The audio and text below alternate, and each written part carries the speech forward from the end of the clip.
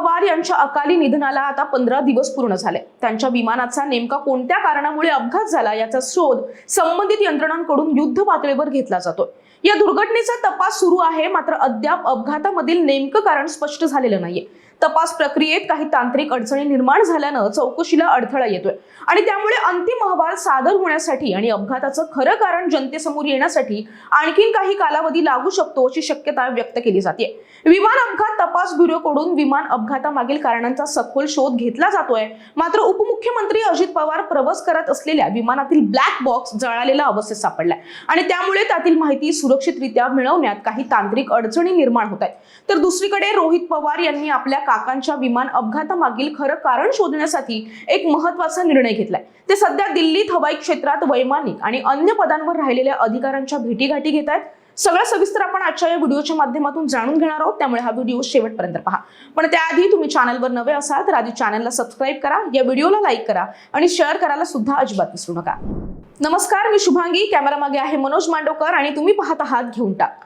उपमुख्यमंत्री अजित पवार हे VSR venture कंपनीच्या विमानातून प्रवास करत होते।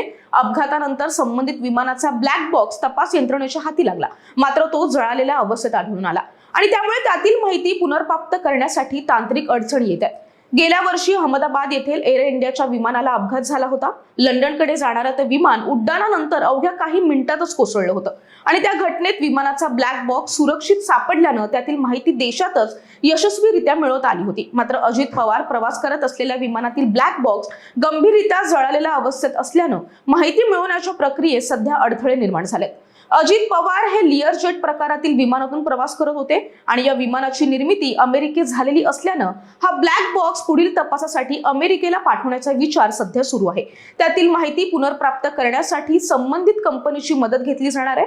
ब्लॅक बॉक्स परदेशात पाठवण्याबाबतचा अंतिम निर्णय येत्या 1-2 दिवसात घेतला जाण्याची शक्यता आहे। तर दुसरीकडे उपमुख्यमंत्री अजित पवार यांचा विमान अपघाताबाबत घातपातचा संशय व्यक्त करणारे शरद पवार गटाचे आमदार रोहित पवार सध्या दिल्लीत मुक्काम ठोकून महत्त्वाच्या हालचाली करत आहेत।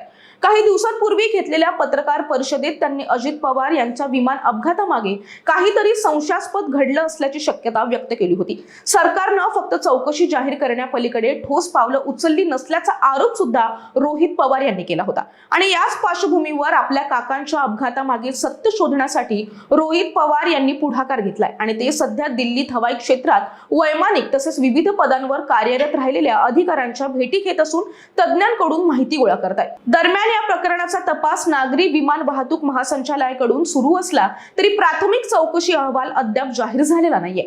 अपघाताला आज 20 दिवस पूर्ण झाले असून अहवाल न आल्यानं संशय अधिक गडद होत असल्याचं रोहित पवार यांनी नमूद केलंय। तसेच सर्व नियमांचं उल्लंघन करत विमान चालवणाऱ्या VSR कंपनी विरोधात सुद्धा कोणतीही कारवाई झालेली नसल्याचा आरोप त्यांनी सोशल मीडियावर पोस्टद्वारे केलाय। DGCAनं तातडीनं प्राथमिक अहवाल जाहीर करून संबंधावर योग्य ती कारवाई करावी अशी मागणी सुद्धा त्यांनी केली। सध्या संबंधित यंत्रणांकडून तपास सुरू असला तरी अद्याप कोणतीही ठोस माहिती समोर आलेली नाहीये। त्यामुळे या विमान अपघाताबाबत निर्माण झालेले संशयाचे धुके अद्याप काही दूर झालेले नाहीयेत। या सगळ्या घडामोडींवर अनेक प्रश्न सध्या उपस्थित होत आहेत। या अपघातामागे खरोखरच घातपात होता का?